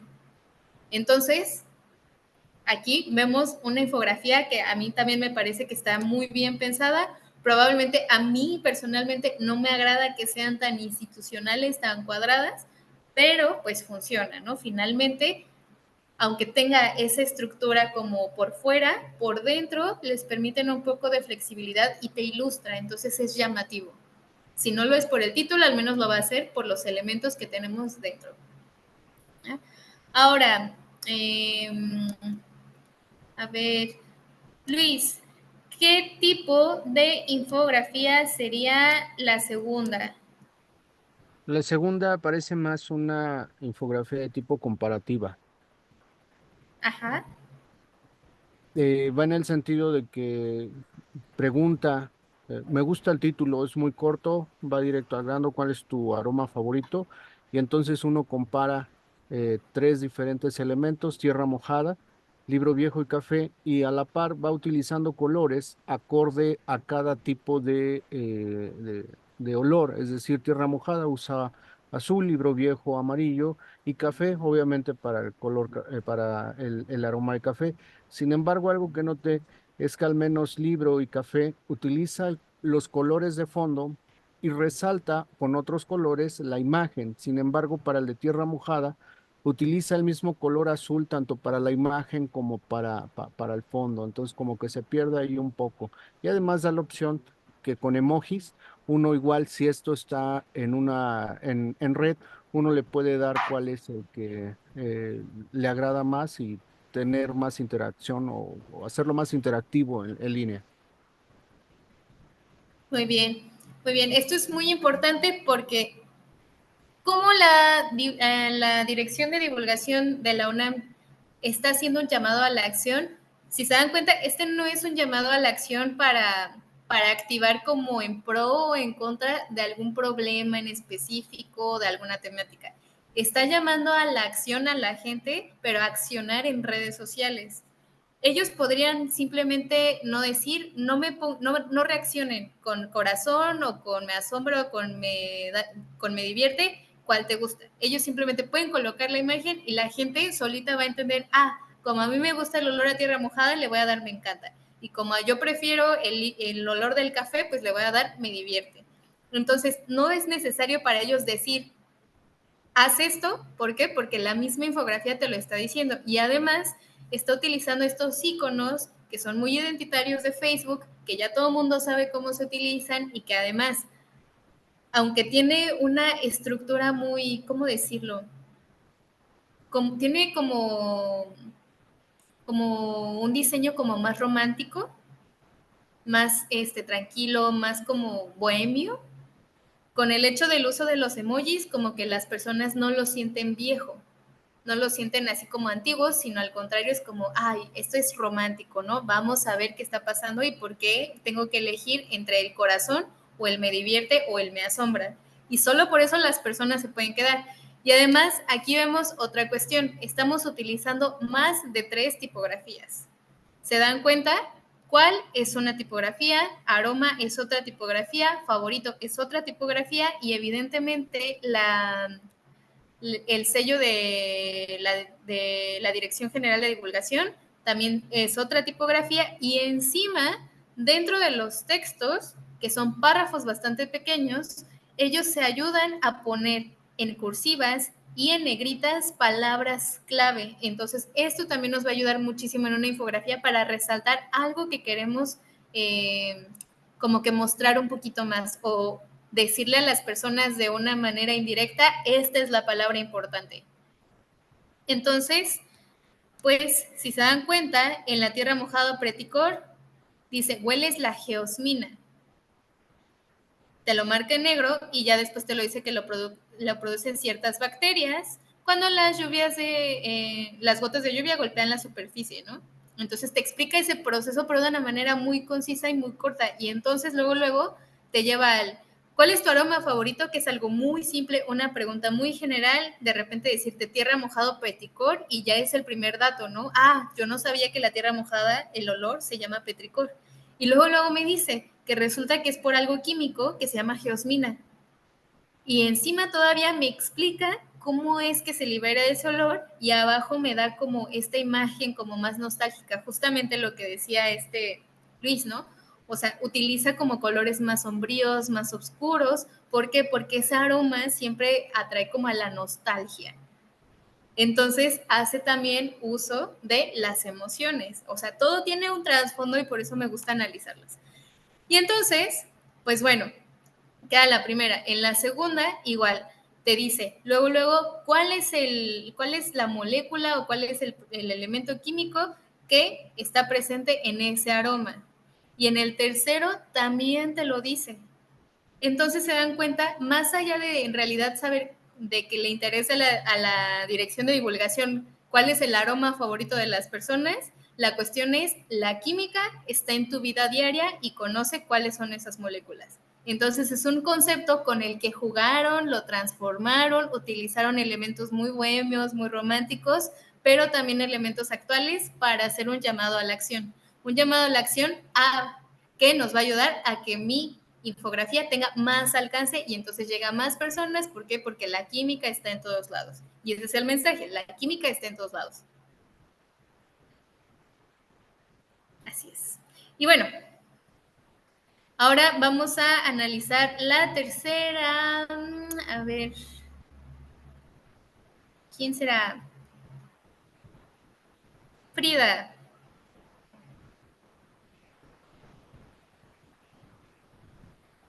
Sí, perdón, ¿me escuchas? Sí. Bueno, sí. Ok. De anatomía de un hongo, ¿verdad? Bueno, de un hongo. Sí. Ok, bueno, lo que quiere más que nada decirnos esta infografía es justamente las partes del hongo, que de hecho la infografía es bastante sencilla y se entiende muy bien.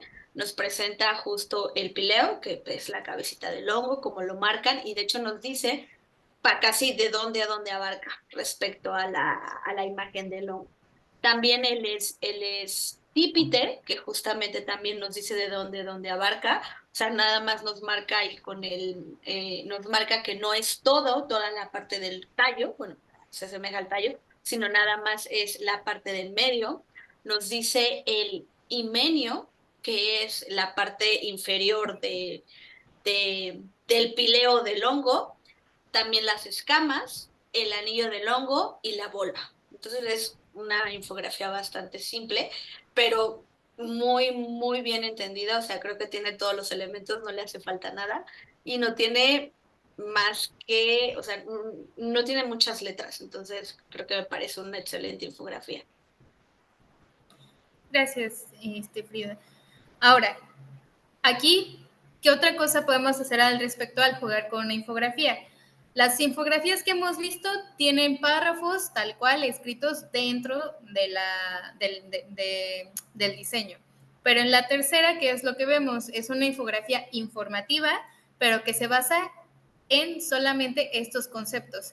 No te explica qué es un hongo, pero todo el mundo entendemos la palabra anatomía. Y entonces eso lo entendemos justamente como anatomía, las partes de. Y a todo mundo le gustan los hongos. Bueno, a muchos les da mucha curiosidad, les llama mucho la atención. Y entonces, justamente el uso de las flechas, el uso de estas como llavecitas que abarcan cierta área o cierto perímetro, pues también nos ayuda a definir exactamente de qué parte estamos hablando. Ahora, ¿qué pasa si yo quiero hacer todavía esta infografía más informativa? Yo puedo postearla así y ya sé que la mayoría de las personas van a ver al hongo y van a decir, yo no sabía que el sombrerito se llama pileo y que el tallo resulta que tiene varias cosas y se llama estípite, ¿no? Y con eso ya se quedó. Yo no necesito que accionen, yo no necesito ¿cómo se llama? Que necesariamente se aprendan el nombre científico o el nombre tal cual que se utiliza, sino simplemente es decirles que el hongo tiene una estructura definida y que tiene un montón de partes más allá de lo que vemos. Entonces, hasta ahí es como el mensaje. Ahora, ¿qué podemos hacer al respecto? Si todavía la queremos hacer más informativa, es cuando nos hacemos uso de las redes sociales. Por ejemplo, si lo posteamos en Facebook, ponemos la imagen que es muy llamativa, es muy corta, pero ponemos un texto de apoyo, que puede ser un párrafo, 2 párrafos, 3 párrafos, y entonces, ahora sí, desentrañar un poco más la infografía, y entonces ahí estás haciendo que tu público potencial sea aún mayor, porque primera, vas a llamar a tu público con simplemente la imagen y aparte si se dan cuenta no es cualquier hongo, es un hongo que es muy conocido y que si alguien no ha visto hongos en la vida real, porque si hay personas que no los han visto tal cual, pues dicen es el hongo de Mario Bros. Entonces no es cualquier hongo, es el hongo, es el como el más famoso, el más llamativo, el que más se conoce. Y segunda, no tienes tanto texto, entonces lo ven y ya, llegaste al público que tú querías y tuviste mucho público potencial. Y encima, si de los dos dicen, pero estoy viendo que hay un texto de apoyo, a ver qué dice ese texto, y lo abren, tu público potencial se volvió tu público meta y entonces todavía está leyendo más de lo que tú ya querías darles. Entonces, así como que son 2 pájaros de un solo tiro, solamente utilizando una imagen bastante simple y bastante sencilla. Entonces, pues con esto también nos podemos ayudar a ampliar nuestro público potencial para que después sean nuestro público meta, es decir, a los que queremos llegar, o bien, pues tener mayor alcance, o la segunda, pues simplemente es como, bueno, ya no llegó a la parte más informativa, pero ya se quedó con la anatomía, que era lo que yo quería como primera parte poner, ¿no? Y aparte, si se dan cuenta, abajo de anatomía de un hongo, en la parte de abajo dice volumen 1, entonces eso a muchas personas es como, entonces, ¿hay más? A ver, voy a investigar. O ya salió la segunda parte, ese es como un like para parte 2, pero en infografías. y entonces pues de esta manera también lo podemos manejar. Así que, bueno, hasta el momento, chicos, ¿alguna duda, pregunta, comentario sobre infografías? ¿Todo bien?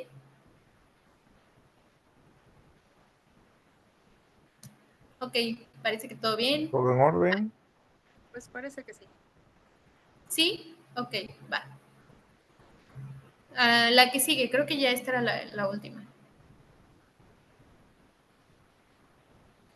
Bueno, vamos a hablar de si existen otros productos. Y sí, estos de los que hablamos son como los básicos o los principales, como lo es el artículo, el video, las infografías. Pero también podemos hacer memes, también podemos hacer monólogos, que también y también stand-up, como lo que veíamos anteriormente con Daniel. También podemos hacer más libros, podemos incluso hacer canciones, y de hecho en su manual esténle ahí picando porque van a tener muchos recursos y van a ver algo similar a esto, e incluso podemos hacer una parte más cinematográfica. Teatro también podemos hacer, teatro científico, o hay unos que se llaman Scientific Clown, que justamente es como payasos, pero con ciencia. Entonces también es una propuesta bastante innovadora, bastante dinámica, que justamente puede llegar a distintos públicos. Entonces, Dan, ¿vas a ahondar en esto?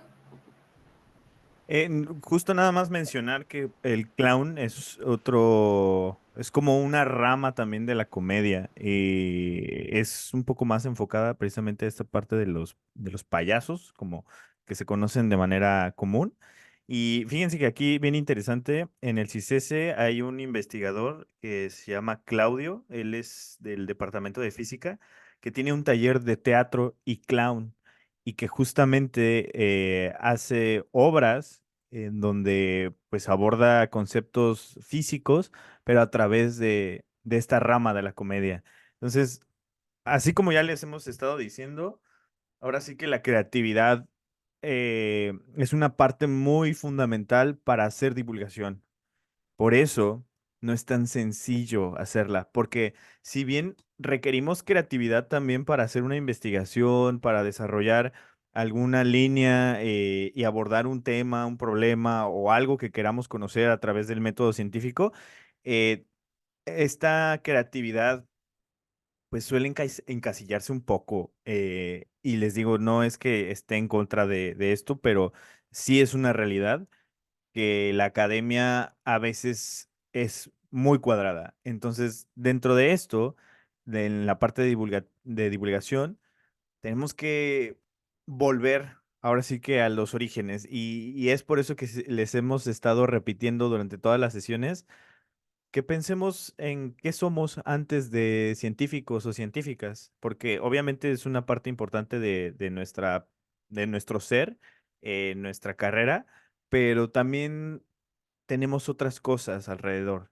¿no? Entonces, pensar en qué más somos, además de un científico o científica, nos puede ayudar justo a volver a reconectar con esa parte y tener más idea de cómo hacer divulgación, ¿no? Justo como por eso les preguntaba hace ratito de qué les gusta ver de entretenimiento. Entonces, básicamente, la creatividad, súper fundamental para abordar otros productos de divulgación y pensar en otras cosas, ¿no? Entonces, pues nada, con esto, nada más pasaríamos a la última sección de aquí de divulgación presencial, donde básicamente son recomendaciones. Vale. Pues bueno, de aquí no sé si alguno de ustedes se vaya a dedicar a divulgación presencial, pero pues sí es importante saber que si vamos a iniciar con esta cuestión, pues podemos hacer uso de toda la información que ya tenemos, que ya tomamos anteriormente, y pues ahí les van unas recomendaciones para que ustedes también vayan explorando esta parte. La divulgación presencial es muy distinta a la divulgación en redes o divulgación en artículos, libros, etcétera. ¿Por qué? Porque es muy dinámica, demasiado dinámica, y siempre hay factores que uno no puede controlar. Entonces, tú por más que quieras conocer a tu público o por más que tengas algunos requerimientos o cosas así, siempre, siempre puede cambiar todo el tiempo. Entonces, ¿qué les recomiendo yo? Yo tengo muchísima más experiencia como trabajando de esta manera presencial en campo con las personas y es algo que me gusta porque yo considero que tienes como esta oportunidad de hacer una conexión muy distinta y aparte tienes la oportunidad de ampliar a tu público potencial dependiendo de cómo te desenvuelvas y dependiendo de qué tanta modulación en la densidad conceptual tengas e incluso en el lenguaje que estés utilizando. Entonces, como que puedes empezar a experimentar un montón en cómo das el mensaje con las personas y hay personas que de verdad se van con un aprendizaje significativo muy, muy bueno y sí me ha tocado ver a pequeñitos que atendí hace 5 años y que les dio un taller de serpientes y que han regresado a otros talleres y se acuerdan de lo que les explicas porque lo viven de una manera distinta. Entonces es ahí cuando te das cuenta pues que sí tienes un impacto. Entonces, lo primero que les recomiendo para hacer divulgación presencial es siempre analizar el área o el espacio. Encuentras barreras en la comunicación y puedes solucionar algunas o qué puedes hacer para usarlas a tu favor. Algo que siempre pasa en ferias científicas, en ferias de divulgación, en congresos, etcétera, es que están las mesas en donde se va a llevar a cabo el taller, pero el ponente siempre está atrás. Está la mesa de por medio y después la gente como que llega y es así, y hay ocasiones en las que el ponente dice como que no quiero hacer nada ahorita y todavía se da el lujo de como sentarse y voltar hacia todos lados, ¿no? Entonces, ¿qué es lo que se recomienda en estas ocasiones? Que sí utilicemos las mesas, pero que uno como tallerista o como divulgador siempre esté frente a la mesa. ¿Por qué? Porque quitamos esa barrera física y eso invita a las personas a acercarse. Si nosotros ponemos esa barrera desde el inicio, ya es una cuestión incluso social en el que está atrás viene a enseñarme, no a platicar conmigo. Entonces, es una cuestión también cultural muy, muy marcada, muy arraigada, o incluso el hecho de que los ponentes estén como en un podio, que estén un escalón más arriba o un metro más arriba, siempre trae esta cuestión de viene a enseñarme, no viene a platicar, no venimos a cotorrear, viene a enseñarme y yo no quiero aprender porque hoy es mi fin de semana y yo vine a este evento no a aprender, yo quiero divertirme. Entonces, por eso tenemos que analizar muy, muy bien exactamente cuáles son las cosas que tenemos a nuestro alrededor y qué podemos utilizar a favor o cómo las podemos utilizar para evitar que se dé este sesgo cultural, pero también evitar esas barreras en la comunicación. La segunda, si no conoces a tu público porque de repente te invitaron de la nada a dar una plática y tú ya llevas preparado de que vas a hablar de, no sé, de antidepresivos, pues entonces tienes que interactuar con tu público para conocer los datos demográficos o actitudinales para generar esa comunicación bidireccional. ¿A qué me refiero? Si tú no sabes quién es tu público y nada más sabes que tienes que ir a Ciudad de México, a la alcaldía Gustavo Madero, entonces nos vamos con el tip que nos dio Bruce la vez pasada de que recuerden que el máximo en México nos podemos poner de base que todos tienen al menos secundaria, educación secundaria. Y a partir de ahí es empezar a preguntar. El promedio, no es el máximo, es el promedio. Sí, en promedio, perdón.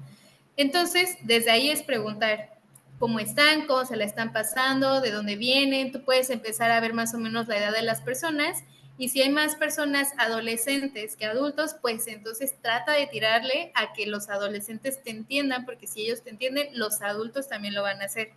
Y entonces es que tú también te prestes a esta relación, a esta como convivencia, justamente para que al final no sea el típico de preguntas, dudas, comentarios y que todos se queden callados y todos se vayan y tú ya no supiste si sí lograste tu objetivo o no. En la comunicación presencial siempre es bien importante la participación de las personas. La tercera es que hay que modular la voz. Nuevamente, esto lo veíamos cuando estábamos leyendo las tareas, los guiones. ¿Por qué? Porque los matices van a atraer al público o hacer tu discurso más dinámico. Si todo el tiempo estamos hablando como de una manera así muy lineal, utilizando el mismo tono de voz, en la misma velocidad, entonces es aburrido. Pero si de repente empiezas a hablar más alto o de repente hablas más bajo, entonces vas a empezar a enfatizar ciertos conceptos o incluso vas a meterle como más dinamismo a tu speech y la gente va a estar así como de, si alzó la voz es porque esto es algo importante. y si la está bajando, está como que atrayendo mi atención, ¿no? ¿Por qué? Porque en un momento me va a decir como el dato sorpresa, el dato wow. Entonces, también de esto, hay que saber que si nuestra voz se cansa, hay que impostar. Esta es una técnica de los cantantes, pero cuando nosotros hablamos mucho y sobre todo nos dedicamos a divulgación presencial, solemos acabarnos la garganta. Básicamente, tensar mucho nuestras cuerdas vocales porque siempre hablamos con la garganta. Entonces, lo que tenemos que hacer son ejercicios de respiración para que el sonido no salga de la garganta, sino que se apoye en nuestro diafragma y pueda salir de una manera incluso más limpia, y entonces no te lastimas la garganta y no estás con la garraspera después de un día de atender a 100 niños que pasaron a tu taller, ¿no? Entonces, si es algo que le interesa, busquen ejercicios para impostar la voz y que de esta manera pues también puedan hacer en atención a todas las personas que vayan a pasar con ustedes a los talleres. La otra opción que también va a ser importante es la modulación de nuestro lenguaje. Si el público cambia constantemente, ¿a qué me refiero con esto? Que habrá ocasiones en las que, por ejemplo, si tienes muchas personas de la tercera edad, por ejemplo, tu lenguaje tiene que ser más formal, ¿no? Pero si tu público de repente cambia a unos chicos de secundaria, que tú de repente como que tienes que entrarle a decir, no sé, lenguaje como GPI por 2, ¿qué otra cosa? Ay, me sentí muy chavorruca. Pero bueno, como este tipo de lenguaje que se utiliza mucho en redes sociales, entonces lo tienes que hacer. Si ves que las personas de repente, no sé, son de otro lugar, pues bueno, puedes, o tienen como otro contexto, pues también puedes hacer uso de palabras de repente altisonantes, un par de groserías, no para ofenderlos, sino como para enfatizar tu mensaje, ¿no? Entonces, pues eso va a depender de también qué tan cómodos estén ustedes y qué tan bien estén conociendo al público en ese momento. Si no, lo ideal es simplemente mantenerse como en la misma línea y ver si eso le agrada a las personas o no les agrada. Pero yo por experiencia les recomiendo que cuando empiecen a tener como más interacción con las personas, sí es bueno modular ese lenguaje porque las personas ya no lo sienten como nuevamente que es algo académico, algo que le están enseñando, al contrario, ya lo sienten como una plática y se animan a abrirse más y eso enriquece muchísimo más su experiencia de aprendizaje. Y también hay que gesticular como para dar énfasis a nuestro mensaje, así como disminuir las muletillas verbales y corporales. Como les decía, por ejemplo, yo me pongo nerviosa y entonces suelo utilizar mucho las manos porque antes lo que hacía era estar como todo el tiempo así, o jalándome el dedo, así porque me daba como pena o ansiedad. Y entonces, pues poco a poco tuve que aprender a que eso se veía mal, que eso no me daba seguridad en el escenario, no me daba seguridad con las personas. Y entonces, ¿qué tuve que hacer? Pues bueno, como que no se me quita mucho ese tic. Entonces lo que hago es ahora utilizar las manos para dar énfasis, para invitar a las personas, para tratar de señalizar ciertas cosas puntuales. Y entonces como que las personas también están así de, ok, no solo es la voz y no solo es la presencia, sino que también está ayudando con su gesticulación tanto de la cara como del cuerpo para hacer uso del espacio y entonces también pues enfocar el mensaje. Nuevamente es esto de utilizar los movimientos del cuerpo, utilizar el espacio y sobre todo no olvidar las analogías o referentes de la vida diaria. ¿Por qué? Porque siempre tenemos que tener un contexto, hay que contextualizar, hay que dar un análisis bastante rápido del área donde nos encontramos si no tenemos la información y sobre todo si de repente nos llega el famoso público general, porque en divulgación presencial no siempre podemos controlar el público que nosotros queremos, pues bueno, hay que estar conscientes de que esto nos va a sacar nuestra zona de confort y siempre va a ser de esta manera. Lo que podemos hacer es justamente ir generando experiencia para que de manera como más rápida y más sencilla puedas analizar a las personas, puedas analizar el contexto y entonces en ese momento cambiar el speech, cambiar el mensaje, utilizar otras palabras, porque incluso aunque tú tengas un tema muy bien preparado, a veces puede que des un taller o una plática y si la tienes que dar una hora después, no va a ser lo mismo. Siempre va a cambiar, aunque tu tema sea la astrobiología, siempre va a cambiar si haces buena divulgación presencial.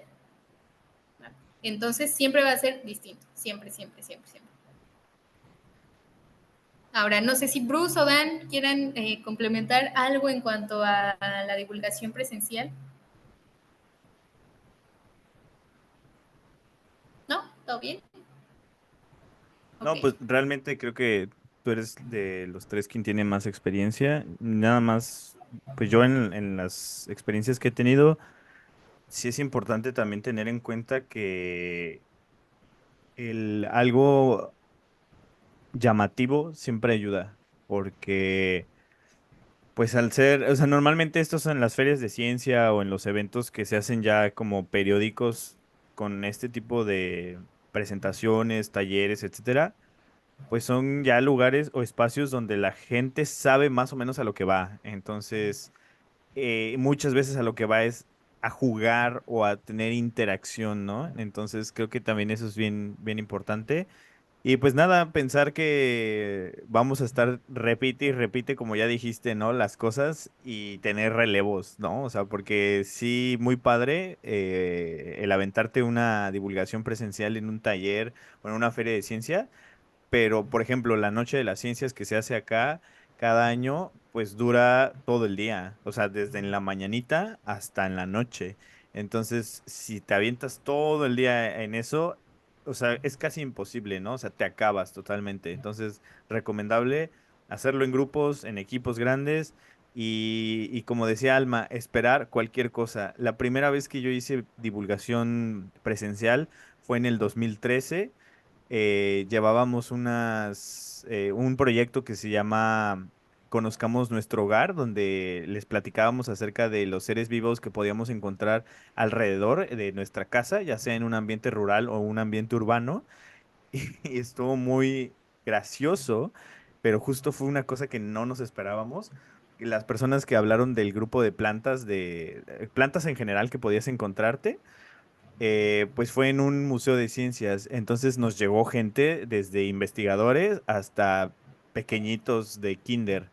Y cuando llegaron un grupo de niños de kinder, a estas personas que traían muestras de las hojas o de las flores, les empezaron a decir que por qué habían matado a las plantas, que las plantas pues no tenían por qué estar muertas y les empezaron a cuestionar cosas que en la vida se hubieran esperado que les iban a decir y tuvieron que justo, como dijo Alma, resolver, ¿no? En esa cuestión, porque pues sí, es muy impredecible. Entonces, nada, es todo una cuestión, yo creo que incluso aparte, o sea, yo creo que se podría dar bien un curso de cómo armar una feria de ciencias o hacer divulgación presencial, porque es muy complejo, ¿no? Pero nada más eso. Sí, ahora sí que estos son como los tips más rápidos y recomendaciones que les puedo dar, sobre todo porque siempre hemos escuchado que tienen esta parte de ciencia abierta, bueno, de que abren como las puertas de la universidad y de la facultad como para que las personas vayan y conozcan qué es lo que se hace y les toca hacer este tipo de actividades, tal vez no tan desarrolladas, pero sí dar a conocer qué es lo que hacen en sus laboratorios. Entonces, pues bueno, es una parte que les puede ayudar. No siempre es tan sencillo, pero al menos de mi parte es como la parte que más disfruto, el hacer divulgación presencial, porque sí es toda una aventura totalmente distinta y jamás en la vida siempre va a ser lo mismo. Entonces, es muy divertido. Si se quieren animar o si de repente tienen algún evento, tienen dudas, pues igual pueden escribirnos sin ningún problema. Y Bueno, con eso yo creo que terminamos el día de hoy. así es. Vale, entonces ya nada más, la próxima, ay, bueno, perdón, quité la presentación, pero justamente estaba esta que, digo, es algo que ya les hemos estado repitiendo, pero muy importante recordarlo siempre, ¿no? Que el conocimiento no sirve de nada si no se comparte. Entonces, el jueves nos vemos para ya las ponencias o revisar estos productos de divulgación. Y si alguien de los que ya enviaron, porque no todas las personas enviaron ya su producto terminado, pero quienes ya lo hayan enviado, si quieren modificar algo con esto que vimos el día de hoy, justamente ese era el punto de ver si algo de aquí les sirve, pueden hacer la modificación sin problemas y ya el jueves, ahora sí que nos vamos. Y lo pedimos justamente para ahora porque normalmente si dejáramos para el jueves y entre martes y jueves, pues ha habido quienes nos dicen, no, pues es que no me dio tiempo, ¿no? Entonces, pues ya con mayor tiempo y justo ahorita ya nada más para hacer cambios o detalles, ¿no? En un día que va a haber entre hoy y la última sesión. Entonces, pues nada, cualquier duda, igual saben que pueden decirnos y por favor, igual ahorita yo voy a poner esto en el grupo, pero esperamos que todas las personas estén conectadas el jueves, porque va a ser una retroalimentación grande y buena, ¿no? Entonces, eso sería todo. Sí. Pues si nadie tiene dudas, comentarios en este momento, pues cerramos nuestra penúltima clase. Muchas gracias a todos por su asistencia. De todas maneras, ya saben que el grupo se va a quedar abierto por si tienen dudas, comentarios, sugerencias, quejas, lo que gusten. Nos vemos el jueves. Nos vemos, chicos. Nos vemos el Bye. jueves, gracias. Bye. Adiós.